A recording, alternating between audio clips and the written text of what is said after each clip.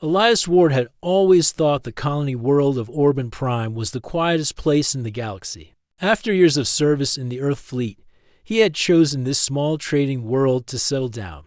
Its twin suns rose gently over the horizon each morning, the sky painted in gold and orange, and the markets were filled with the sounds of merchants calling out their goods. It was the kind of place where children ran through the streets without fear, and strangers greeted one another with a smile.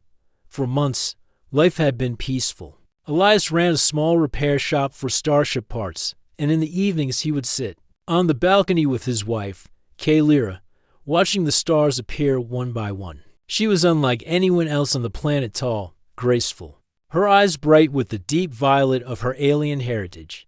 Kaylira was a princess from the Varen Dominion, a race known for their warrior traditions and fierce loyalty. She had given up her royal position to live a quiet life with him, something Elias never took for granted. That morning started like any other. The markets were busy, and the air smelled of roasted grain and sweet fruit. Elias walked with a satchel slung over his shoulder, picking up small tools he needed for his workshop. Kaylira had stayed home to prepare their evening meal, saying she would join him later. He was about to buy a set of plasma welders when something strange happened. The chatter of the market seemed to fade, replaced by a low hum. Elias looked up to see a group of cloaked figures moving through the crowd. They walked with purpose, their faces hidden under dark hoods. People stepped aside, giving them room not out of respect, but fear. Elias felt a prickling at the back of his neck. He told himself it was nothing. But then one of the cloaked figures looked directly at him. Even from a distance, Elias could feel the weight of that gaze. The figure lifted a small communicator to his mouth. Moments later, a metallic voice echoed from hidden speakers somewhere in the square. Elias Ward, you cannot hide. Your past has reached you. Your life will be taken before the next moonrise. The market fell silent. Merchants froze mid-sale. Shoppers looked between Elias and the hooded strangers. A feeling of cold dread filled his chest. The cloaked figures began to move toward him. Elias took a step back, his mind racing. He had faced threats before in the military, during the border wars, but those had been on battlefields. Here, among civilians, any sudden move could put innocent lives at risk. He turned, ready to make his way out of the market, but the strangers moved faster than he expected. The crowd began to scatter. Someone knocked over a fruit stand, spilling bright yellow orbs across the street. One of the attackers reached beneath his cloak. Elias didn't wait to see what weapon they carried. He dove behind a merchant's stall just as a burst of energy scorched the air where he had been standing. Move! Everyone get to cover! Elias shouted, his voice carrying across the square. Panic spread. The market erupted into chaos as people ran in all directions. Elias knew he couldn't outrun train killers for long, not without help. He ducked behind another stall and searched for an escape route. And then, as if the day couldn't grow more dangerous, a familiar voice cut through the noise. Elias. Kaylira. He turned to see her striding into the square, her long cloak flowing behind her. The sunlight caught on the silver markings along her arms, warrior sigils of her people. Her eyes locked onto the attackers, and the look on her face was not fear. It was something far more dangerous. Get behind me, she ordered. Elias opened his mouth to protest, but before he could speak, one of the attackers lunged toward him. Kaylira moved faster than his eyes could follow. She caught the attacker's arm, twisted, and sent him crashing to the ground. The remaining cloaked figures hesitated, as if suddenly realizing who they were facing. You dare threaten my husband in the open streets of Orban Prime? Her voice rang out, sharp and commanding. Do you think I will not answer? The attackers exchanged glances, then retreated a few steps. They had come expecting an easy kill, not a fight with a trained Varen warrior, let alone a royal one. Still, they did not flee completely. One of them pointed a finger at Elias, their voice low and cold. This is not over. The moon will see his blood. With that, they disappeared into the maze of alleys, leaving only the smell of scorched air behind. The market slowly began to recover. Merchants peeked out from their stalls, A few brave souls approached to ask if they were all right, but Kalira's glare kept most of them at a distance. Elias took a breath, trying to steady his hands. Kalira, I could have handled. No, she interrupted firmly. They came for you because of something in your past, and now that they have failed, they will come again. But they will not face you alone. They will face me. He knew that tone in her voice. It was the same one she had used during the Dominion's war councils. A voice that brooked no argument. Still, he tried. We don't even know who they are yet. If we will find out, she said. And when we do, they will regret ever speaking your name. Her hand tightened briefly on his shoulder. Then she began guiding him back toward their home. As they walked, Elias could feel the weight of every curious gaze on them.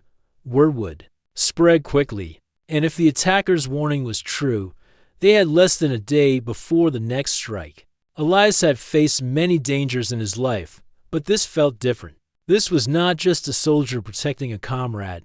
This was his wife, his partner, ready to fight an entire faction for his sake. And deep down, Elias suspected she wouldn't just fight. She would win. That night, as the twin suns sank beyond the horizon, the first silver edge of the moon rose above Orban Prime, somewhere in the shadows of the city. Their enemies were preparing, but so was Kalira, and Elias knew that when the time came, her vengeance would be swift and unstoppable. The sun had barely risen over Orban Prime when Kalira was already awake, standing by the wide balcony window of their home. She wore her ceremonial armor, not the kind for royal events, but the kind meant for war. The silver plates glinted faintly in the early light, and the faint blue glow of her wrist gauntlets pulsed like a heartbeat. Elias sat at the table behind her, sipping his morning drink. He had known Kalira long enough to recognize when her mind was set on something. Her back was straight, her hands steady, but her gaze was far away, fixed on some point beyond the city skyline. They'll be back, she said quietly. Elias set his cup down. Maybe last night scared them off. She turned her head slightly, and he could see the faint edge of a smile, not one of comfort, but one that said she knew better. Fear only delays such people. It never stops. Them, he couldn't argue. Her voice carried the weight of experience. She had been a commander in the Varen Dominion before she ever met him. She had seen betrayals, ambushes, and political assassinations, and she knew, better than anyone, that the attack in the market had been carefully planned. Kalira, Elias began. You know, I don't want this to turn into something bigger. It is already bigger, she interrupted, turning fully to face him. They sent trained killers into a crowded market. That means they are willing to risk the wrath of both human and Varen councils. This is not about one man. It is about sending a message. He frowned. What message? That they can take what they want, kill who they want, without consequence. Her voice was calm, but her eyes burned with something deeper, and anger that was almost personal. I will make sure they learn otherwise. Before Elias could answer, Kalira was already moving. She opened the secure comms panel on the wall, tapping in a code that only members of the Varen royal family would know. A holographic projection flickered to life, showing the face of a tall alien with bright green eyes and a ceremonial sash. Kalira. The hologram said, his tone respectful but cautious. It has been a long time. What do you require? Information, she replied. A faction operating near Orban Prime, cloaked agents, skilled in close combat. They made a public attempt on my husband's life yesterday. The aliens. Eyes widened slightly. You are certain? Kalira's voice hardened. I do not make mistakes about such matters. I want names. I want their leader. And I want them alive when I find them. The alien hesitated. You know that if this becomes official business, the Dominion Council will. This is not for the Council, she cut in. This is for me. There was a pause. Then the alien gave a slow nod. Very well. I will send you what we have. The hologram flickered out. Elias leaned against the table, watching her. You're calling in royal favors now. She met his gaze. When the threat is to my family, there is nothing I will not use. By midday, a data packet arrived from the Dominion. It contained more than Elias expected: names, locations, and a list of recent movements for a group called the Crimson Veil, according to the records. They were a rogue unit made up of mercenaries, deserters, and ex-intelligence agents. They had been operating in the border sectors for years, striking targets for the highest bidder. But there was one detail that caught Kalyra's attention. The Crimson Veil's current leader was a Varantaran Velser. The name made her jaw tighten. "You know him?" Elias asked. Her eyes narrowed. "I know him. He was once a commander, like me. Ambitious, clever. But he believed strength was proven by domination, not honor. He challenged me for leadership once. He lost, and now he's in charge of the people trying to kill me." Elias said slowly. "Yes," she replied. "Which means this is not just a contract, it is personal." Kalyra wasted no time. She began reaching out to old allies, former soldiers who owed her favors, smugglers who respected her name, and even a few of her estranged family members who still valued the bond of blood. Word spread quickly, not just across Orban Prime, but through the trade routes and border worlds. Kalyra of the Varan Dominion was hunting. By evening, their home became a quiet headquarters. Maps of nearby systems glowed on the wall. Reports came in through comm channels. Elias watched as Kalyra worked, her focus unshakable.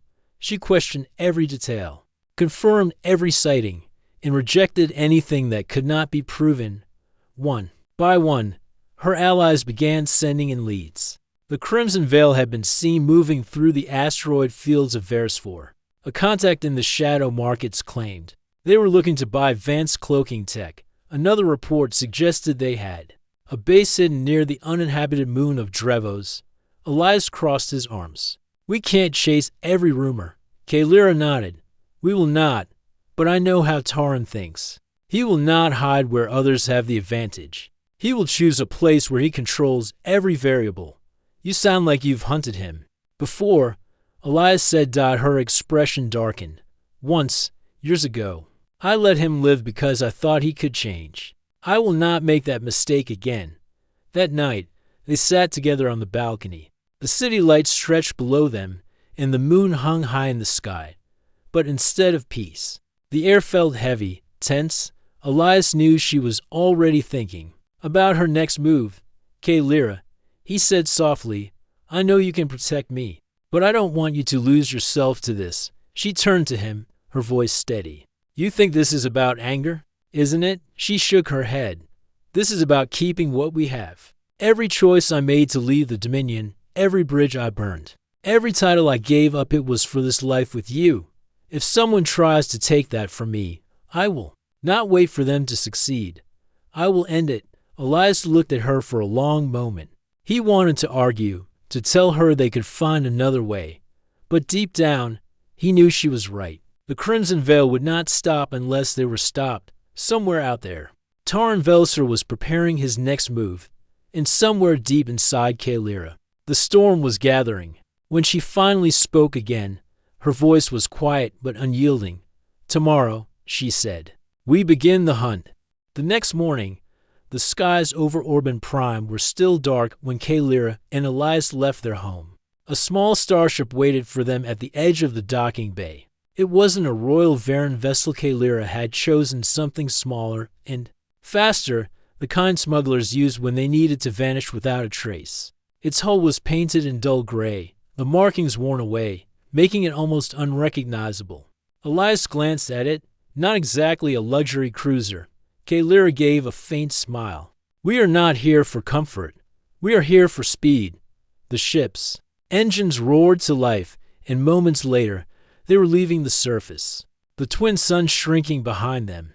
Elias watched the planet fade into the distance, a small part of him wishing they could simply turn back and forget all of this. But he knew there was no going back now. Kalyra sat in the pilot's seat, her hands steady on the controls. She had flown through asteroid belts, war zones, and uncharted space before. This was no different except that now, she was not flying for the Dominion.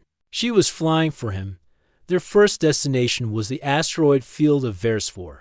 The Crimson Veil had been spotted there 2 days earlier, and Kalyra wanted to check the lead herself. The asteroid field was a maze of massive rocks drifting. Through space, some were the size of cities, others no bigger than a small home. All of them moved slowly, but unpredictably, their paths changing with each collision. Elias tightened his grip on the seat as the ship slipped between two massive stones. "You've done this before, right?" "Many times," she replied calmly. "Just not in a ship quite this fragile." They wove through the rocks, sensors scanning for any sign of other ships. For a long while, there was nothing but silence. Then, the scanner beeped. "Contact," Kaylira said, her eyes narrowing. "One ship." Cloaking field weak. Elias leaned forward. "Is it them?" Kaylira adjusted the sensors. "Yes." A Crimson Veil scout vessel. She angled their ship closer. Keeping to the shadows of the asteroids, the enemy vessel came into view, a sleek black craft, its surface reflecting almost no light. It was stationary, hiding behind a massive rock, its engines quiet. "They're watching the field." Elias whispered. Kaylira nodded. "We're waiting for someone, possibly us." Before they could decide their next move, the enemy ship suddenly powered up and shot deeper into the field. Kaylira reacted instantly, pushing their engines to follow. For several minutes, the chase twisted through narrow gaps and spinning debris. The Crimson Veil pilot was skilled, but Kaylira was relentless. Eventually, the enemy ship made a mistake, turning too sharply and clipping an asteroid. The impact spun it off course. Kaylira brought them alongside. "Boarding protocol," she said. Elias stared at her. "Boarding? There's only two of us." Her voice was firm. "We only need one prisoner to talk." They locked onto the scout vessel and forced open the airlock. Inside, they found a single piloted humanoid with dark skin patterned in crimson lines. He reached for his weapon, but Kaylira moved faster, disarming him and forcing him to the ground. "You will tell me where Tarn Velser is," she said, her voice like steel. The pilot spat on the floor. "He'll kill you before you ever reach him." Kaylira's eyes narrowed. "Perhaps, but you will not live to see it unless you speak." The pilot hesitated. He could see in her expression that she was not bluffing. Finally, he gave a short nod. "He's on Drevos, hidden base, outer rim of the moon." Kaylira pressed for more security details. Number of ships, recent supply runs, by the time they left the scout ship drifting in the asteroid field. Elias could tell she had learned more than the pilot had intended. Their next jump took them to the uninhabited moon of Drevos. The journey was quiet, the hum of the engines the only sound. Elias sat beside her in the cockpit, watching her as she studied star charts and tactical maps. "You've hunted people before," he said finally. "Yes," she answered without looking at him. "And it never gets easier." She paused, then met his eyes. "No, it never does. But it becomes more necessary." He nodded slowly. There was no point in arguing any more. Kaylira had made her choice, and so had he. Drevos was a cold, gray world, its surface covered in deep craters. As they approached, Kaylira activated the ship's stealth systems. From orbit, the moon looked lifeless, but the scanners picked up faint energy readings near one of the larger craters. "There," she said, pointing to a cluster of signals. "That will be the base." They landed the ship behind a ridge, out of sensor range. From there, they moved on foot, wearing light armor and carrying compact rifles. The air was thin but breathable, and their boots crunched softly on the dusty ground. It wasn't long before they spotted movement to Crimson Veil guards patrolling the crater rim. Kaylira signaled for Elias to stay low. She moved like a shadow, silent and precise, and within moments the guards were unconscious, their weapons taken. From the ridge, they could see the base below. It was built into the side of the crater, a cluster of metal structures with landing pads for small ships. Several vessels sat ready, their black hulls matching the scout ship they had chased earlier. Elias counted at least 20 armed fighters moving between the buildings. "That's a lot for two people." Kaylira studied the scene. "We are not here to destroy them today.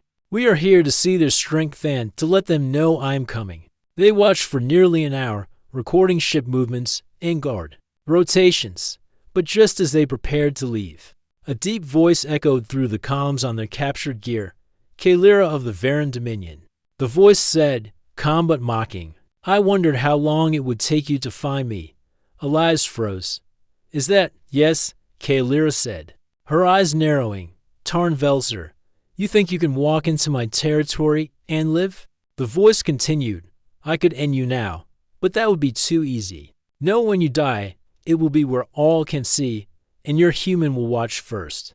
Kaelira's grip tightened on her rifle. You will regret those words. Tarn only laughed, the sound echoing in their ears before the channel went silent. They returned to their ship under the cover of darkness. But Elias could tell Kaelira's mind was already turning over plans. We know where he is now, she said as they lifted off from Drevos. We know his numbers, his defenses. This was the last time we move unseen. Elias looked at her, a small chill running down his spine. Meaning what? Meaning, she said, her voice steady and cold.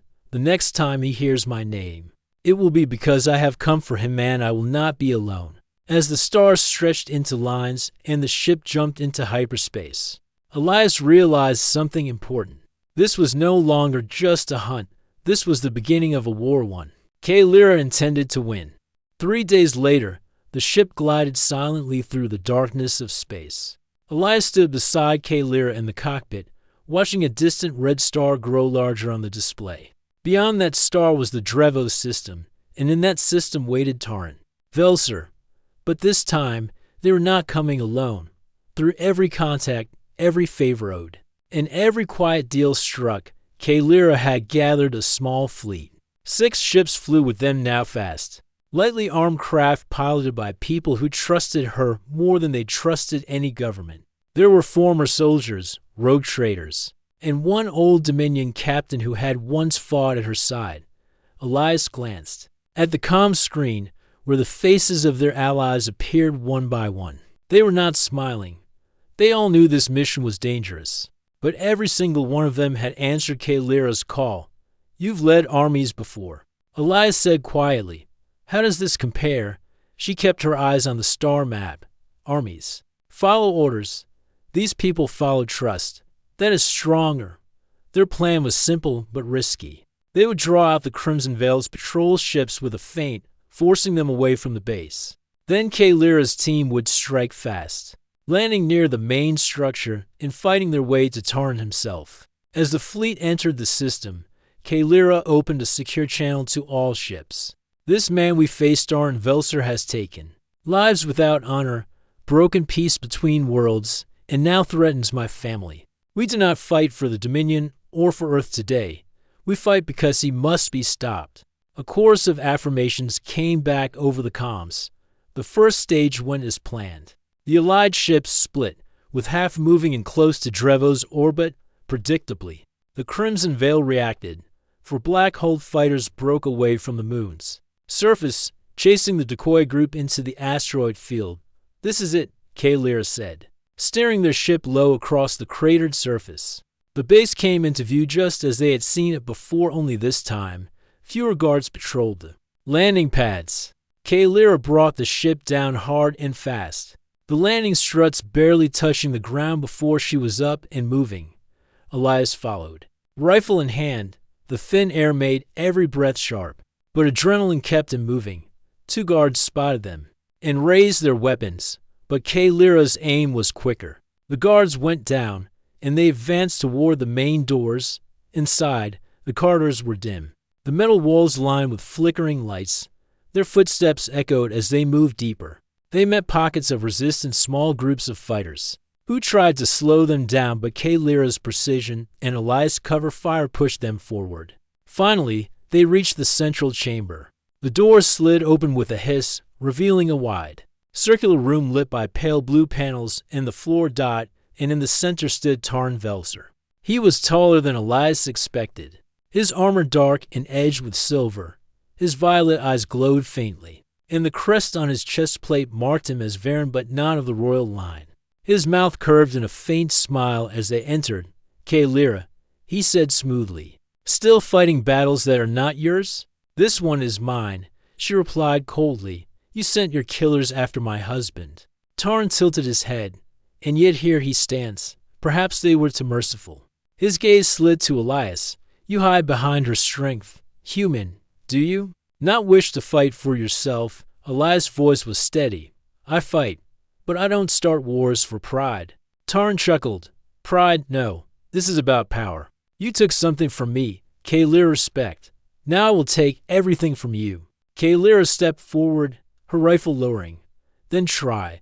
In one swift motion, Tarn drew a long, curved blade from his back. The edge shimmered faintly, catching the light. Kalyra dropped her rifle and unsheathed her own weapon of Varen dueling staff. That unfolded into twin blades. The room fell silent except for the hum of their weapons. Elias stayed to the side, his rifle ready, but Kalyra's tone had told him clearly this was between them. The first clash was fast and brutal, Tarn's blade sweeping low, Kalyra spinning aside and striking back. Sparks flew as their weapons met again and again. Each strike was a test, each movement reading the other's strength. You slowed, Tarn taunted, his strikes pressing harder. Perhaps you've grown arrogant, Kalyra countered, sidestepping and catching his arm with a quick slash. He snarled and pushed forward, the fight moving in a deadly circle around the chamber. Elias kept his aim on the shadows, watching for any sign of more enemies. At one point, Tarn managed to knock one of Kalyra's blades from her staff. The weapon spun across the floor, leaving her with a single edge. But instead of retreating, she stepped closer, her movements sharper, faster.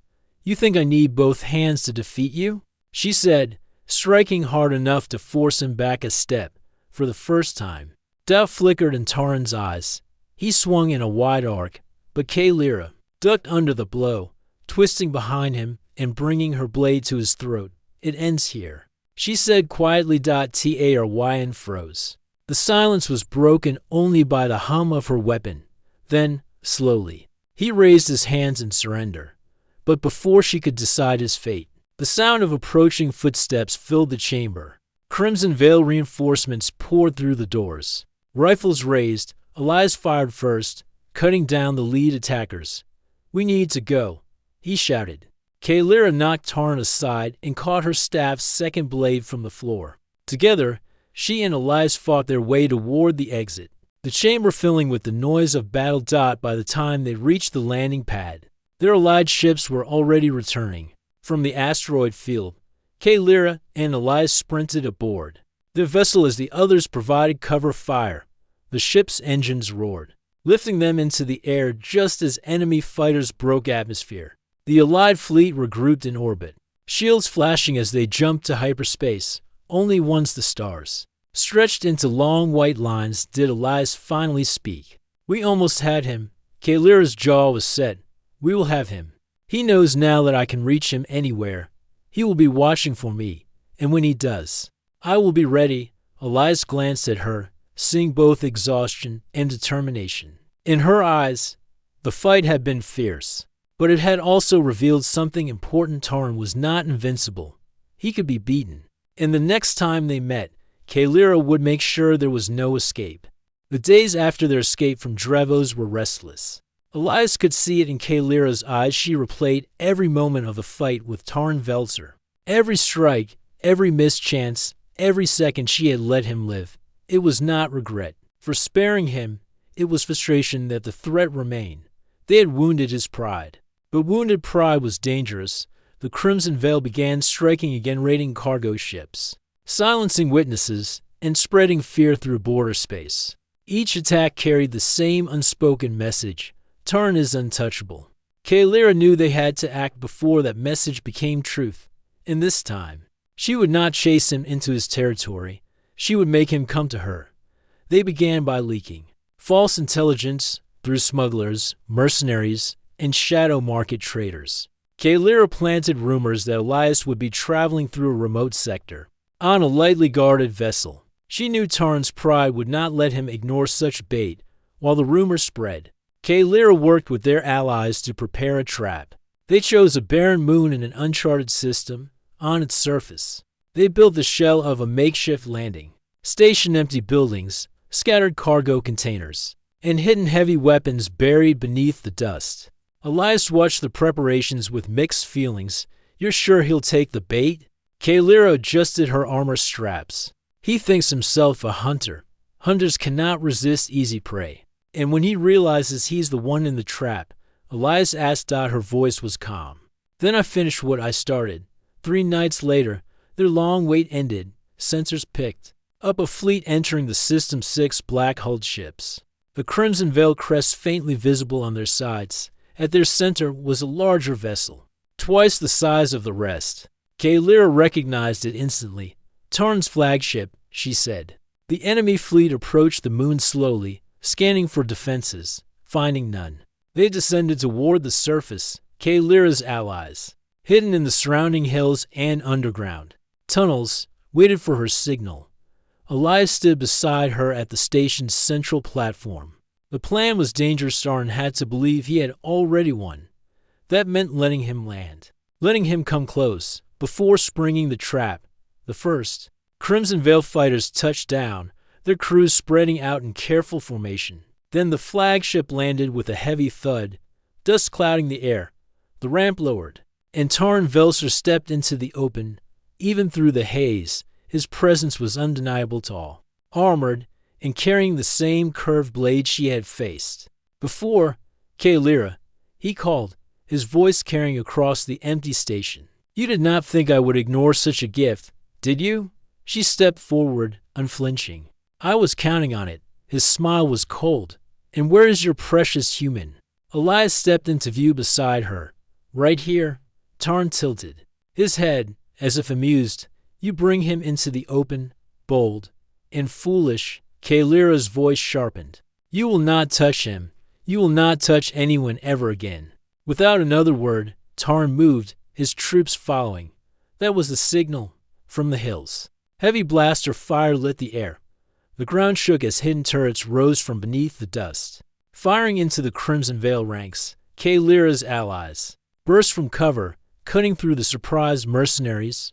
The battle ignited instantly. Shouts, the flash of weapons, the thundering sound of ships lifting to escape the ambush. Kaelira moved like lightning, her twin blades flashing in the dusty light. Every strike was precise, cutting through Tarn's fighters with controlled efficiency. Elias fought at her side, covering her from ranged attacks. The two of them moving as if they had trained together for years. Tarn cut a path toward her, his own troops falling back to give him space. When they finally met in the center of the chaos, it was as if the rest of the battle faded away. Their second duel began with no words, only steel meeting steel. Tarn struck with raw power, forcing her back step by step. But Kaelira's defense held. She waited, letting him overcome it, letting his frustration grow. You could have ended me before. He snarled between strikes. Why wait until now? She met his gaze. Because now, everyone will see you fall. Her next attack was faster, sharper. She struck low, forcing him to block, then spun to bring her second blade across his chest plate. Sparks flew, and he staggered. He roared and swung in a wide arc, but she ducked under the blow, driving a blade into his side. The force of it sent him to one knee. Round them, the Crimson Veil was collapsing. Their ships were disabled, their fighters retreating into the hills. Kaelira's allies closed in, surrounding the last pockets of resistance. Tarn looked up at her, breathing heavily. Kill me, and you become like me. She shook her head. No, I am nothing like you. Then, with one final strike, she disarmed him completely, his blade clattering to the ground. She stepped back, lowering her weapons. You will live to stand trial, and you will watch as the galaxy learns that your reign of fear is over. By the time the dust settled, the Crimson Veil was finished. Tarn was taken into custody. His ships seized, his soldiers scattered. Kaelira's allies began dismantling the temporary station, their work complete. Elias stood beside her, watching the sun rise over the barren moon. It's over, he said quietly. For now, she replied, though her tone was lighter than it had been in weeks. But peace is never permanent. We will guard it as long as we can. He smiled faintly. Together, she turned to face him fully, her violet eyes soft. Always, they returned to Orban Prime days later. Life in the markets resumed as if nothing had happened. But word of what Kaelira had done spread quietly among traders, travelers, And those who dealt in whispers. The name Taran Velser was no longer spoken with fear, but as a warning of what happens to those who mistake mercy for weakness. One evening, as they sat on their balcony watching the stars appear, Elias asked, "Do you ever miss your old life? The Dominion, the titles, the councils?" Kaelira considered the question for a moment. "I miss some of the people, but I do not miss the weight of a throne. Here, I fight for what I choose to protect." "That is enough," Elias nodded, resting his hand over hers. "Then I guess I owe my life to more than just your skill. I owe it to your choice to be here." She smiled. "And I owe my life to the one who made me choose." Above them, the stars shone bright and clear, the galaxy wide and unpredictable. But for now, Orban Prime was safe, and they were together. And that, Kaelira thought, was worth any battle.